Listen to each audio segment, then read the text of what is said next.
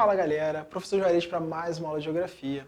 A gente vai falar um pouquinho, seguindo ainda aquela lógica da geopolítica, falar sobre áreas estratégicas e principalmente como a gente vai acabar criando algumas espécies de regionalizações no nosso planeta, tá bom? A gente começa por aqui diferenciando a ideia de Ocidente e Oriente, de ocidental e oriental. Geralmente, né, essa ideia está muito presa a questões puramente geográficas mesmo. A gente vai ter lá o meridiano de Greenwich, e Greenwich vai traçar um lado leste e um lado oeste, um lado oriental e um lado ocidental. Mas na geopolítica, essa questão ela não tem necessariamente a ver com a posição propriamente geográfica dos lugares, mas sim com padrões ideológicos, políticos, sociais que acabam sendo seguidos dentro desses espaços, beleza?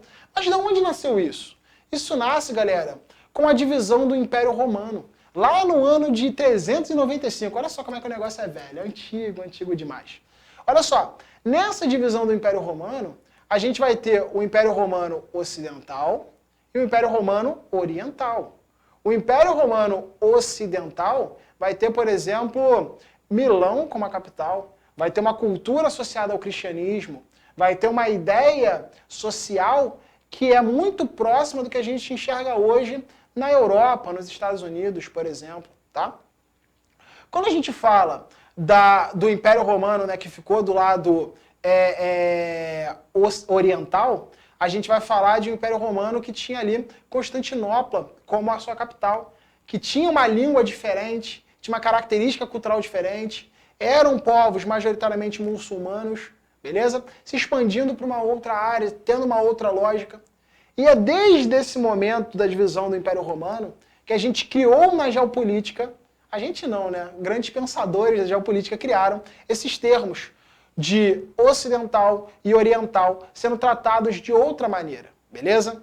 Então vamos lembrar disso. O ocidental, ele sempre vai ser tratado, né, como o espaço mais padrão do que a gente vive aqui no território brasileiro, por exemplo. É a Europa, é os Estados Unidos, é uma característica social toda envolta nesse modelo ideológico do capitalismo. Por exemplo, a gente vai ter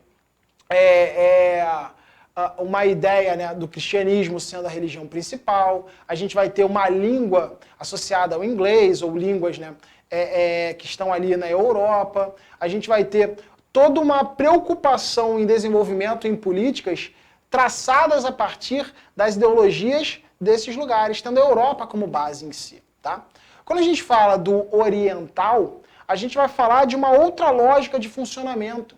A gente muitas vezes pensa, ao escutar esse nome, né, sobre os muçulmanos, a gente vai pensar sobre um outro padrão linguístico, a gente vai pensar sobre um outro fenótipo mesmo, né, uma outra etnia que vai ser majoritária dentro desse espaço. Tá? A gente associa muito hoje aos asiáticos, de modo geral, né, como sendo os orientais. Então, é uma outra preocupação, é um outro desenvolvimento, é uma outra ideia política, é uma outra ideia cultural e social dentro do espaço, beleza? Então, a gente tem total diferença entre Oriente e Ocidente. Tranquilo? Galera, um outro ponto aí importante pra gente, né, onde essa discussão de oriental e ocidental foi colocada em prática e foi falada muitas vezes, foi no período da chamada Guerra Fria, que se estendeu ali do final da Segunda Guerra Mundial, né, ali por volta de 1946, até o início da década de 90. Então a gente vai ter uma bipolarização nesse processo, onde de um lado tem o líder Estados Unidos, capitalista, e do outro lado tem a União Soviética, socialista. De um lado nós temos os azuis, do outro lado nós temos os vermelhos. De um lado nós temos o tio Sam, do outro lado nós temos o urso, sacou? Então nós temos toda a diferença dessa bipolarização. E essa bipolarização também vai voltar e vai trazer ao mundo essa ideia de Ocidente e Oriente. O Ocidente nada mais é do que os Estados Unidos como líder, buscando outros países como seus aliados para ter uma hegemonia global. E o Oriente quem é? É a União Soviética, tendo ali uma busca por aliados e uma hegemonia, com uma característica completamente diferente da dos Estados Unidos, tendo o socialismo como sendo o ponto principal, sacou? Então a gente usa o ocidental e o oriental para pautar essas divisões, para pautar essas características, para dividir mesmo esse cenário geopolítico global. Tranquilo? Então, esse é um outro exemplo. A gente tem um exemplo aqui do ano de 395 e a gente tem um exemplo aqui de um período muito mais recente da nossa história, uma história muito mais moderna. Tranquilão? Acredito que tenham entendido. Caso não tenham entendido isso, galera, depois a gente retoma nas nossas aulas para poder dar uma fechada nesse conteúdo, tá? Para seguir esse processo, galera, nós precisamos entender uma coisa. Embora, né, exista essa diferença entre ocidental e oriental, nós precisamos entender que o mundo ocidental, tá, ele acaba tendo um pouco mais de poder, pelo menos até agora. Tá? Por que ele acaba tendo um pouco mais de poder até agora? Porque, por exemplo, nesse embate aqui do socialismo contra o capitalismo ele saiu como vencedor dessa história. Tá? E esse capitalismo como vencedor, ele passa a gerar uma influência no mundo inteiro, e essa influência vai criar uma série de conexões, uma série de ligações entre os espaços, beleza? A gente vai chamar isso de globalização. A globalização é quando a gente tem uma diminuição, né, dessas distâncias, quando a gente passa a aproximar os lugares, quando a gente passa a se relacionar de modo muito mais fácil, muito mais prático com todos os lugares do mundo. A gente cria um cenário de uma rede muito funcional. Mas essa rede funcional, ela difunde várias coisas. Inclusive, ela difunde a vida que se tem aqui no Ocidente. A vida que se tem no mundo capitalista, o consumo, as marcas, as características que esses espaços vão ter socialmente, beleza? E a gente passa a enxergar hoje todo um processo de ocidentalização. Aí você vai falar, meu Deus do céu, que palavra estranha, o que é isso? Galera, muito simples. Ocidentalização é simplesmente a ação de tornar ocidental, ou seja, de passar a construir uma política, uma cultura e uma ideologia que seja próxima do Ocidente, mesmo que você esteja num espaço oriental. Então, várias das características, olha só, por exemplo, várias das características que envolvem a cultura, né, do mundo ocidental, passa a invadir e passa a serem assimiladas, de modo óbvio, obrigatório ou não, pela população oriental. Aqui eu estou dando um exemplo para vocês. Olha aqui, que marquinha é essa? Tu não precisa nem saber ler esse negócio aqui. Eu também não sei. Não tenho a mínima ideia do que está escrito aqui. Mas essa marquinha aqui é conhecida internacionalmente. E ela é uma marca ocidental. E ela é o McDonald's. Que está tomando conta, por exemplo, de um mercado alimentício dentro de países que não têm essa cultura. Cultura do hambúrguer, por exemplo. Aqui no Brasil, a gente fala sobre isso. A gente tem uma cultura de comer hambúrguer. Isso veio do Brasil, a gente começou a fazer hambúrguer, faz churrasco de hambúrguer? Não. A gente traz essa cultura para cá porque ela vem de um espaço que é soberano. Ela vem de um espaço que é dominante. Ela vem de um espaço que é hegemônico. Provoca todo esse processo de ocidentalização.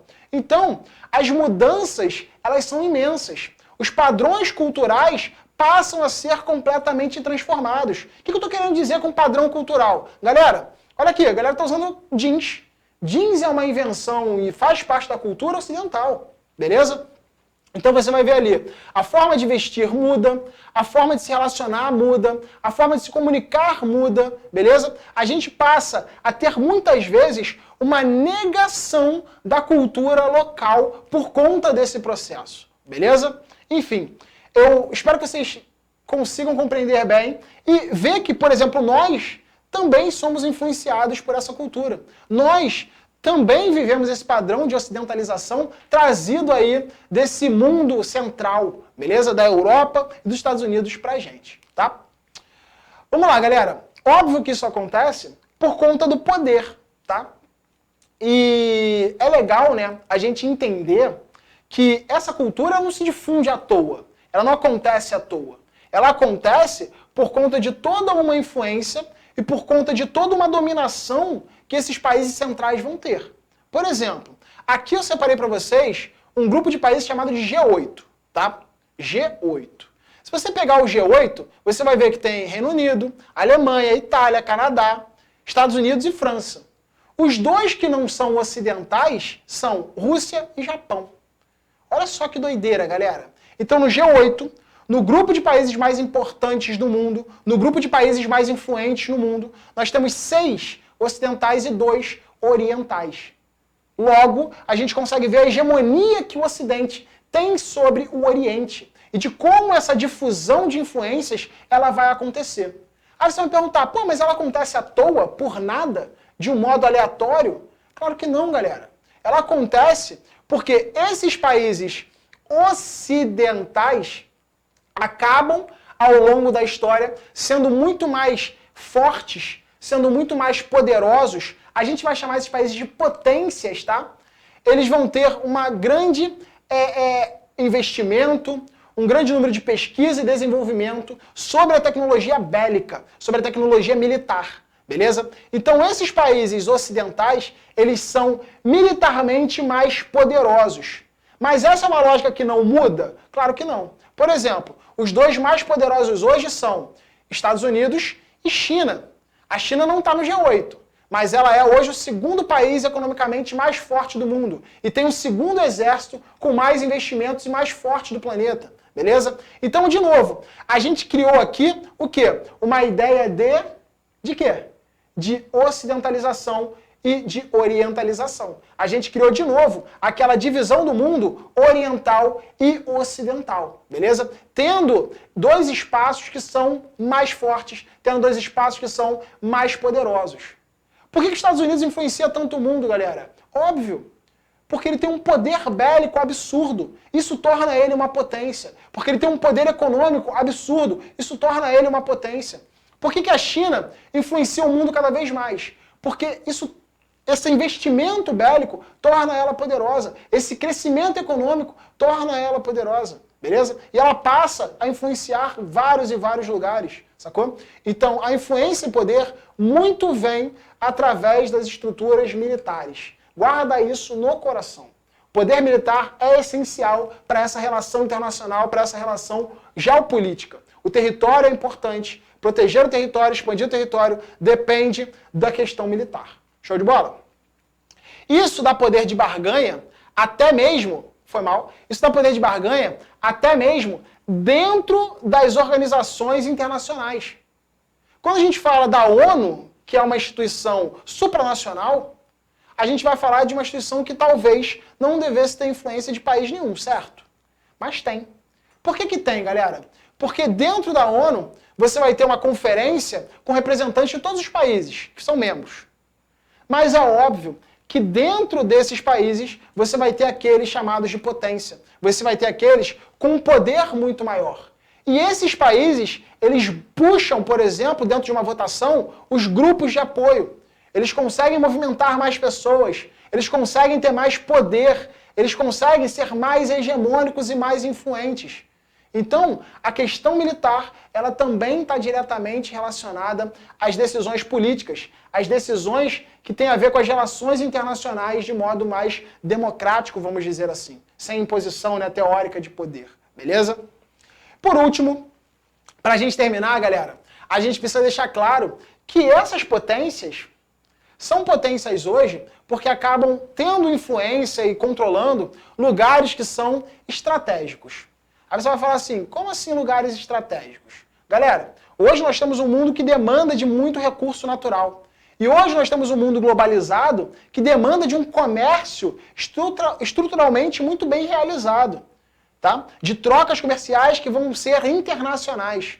Então, o domínio de áreas, por exemplo, estratégicas, quando a gente fala do petróleo, é fundamental. O petróleo está concentrado hoje no Oriente Médio, e aí o país que influencia no Oriente Médio acaba tendo mais poder. O petróleo está concentrado na Venezuela, um pouco mais difícil esse petróleo, mas o lugar que tiver influência dentro ali da Venezuela vai acabar tendo mais poder. Afinal de contas, o petróleo é a principal matéria-prima e a principal fonte energética do mundo hoje, sacou? Aqui a gente fala das rotas marinhas. Galera, os países que controlam, por exemplo, áreas de estreito, os países que controlam, por exemplo, rotas comerciais, têm muito poder. principalmente nas decisões do que está passando por ali, do que não está passando por ali, como vai passar por ali, como não vai passar por ali, sacou? Então o domínio hoje sobre as rotas marítimas é essencial. Afinal de contas, o mundo trabalha através, o comércio, né, mundial trabalha através das grandes navegações, principalmente com os navios que carregam contêineres. E esses contêineres carregam milhares de mercadorias das mais múltiplas possíveis, sacou? Então toda a organização desses espaços depende do controle dessas áreas estratégicas. Tranquilo? Gente, por hoje é só, tá? A gente se vê na próxima aula. Espero que vocês tenham compreendido tudo. Caso não tenham compreendido, a gente tira as dúvidas nas nossas aulas presencial e online, tá bom? A gente se vê na próxima. Beijão, tchau, tchau e até mais.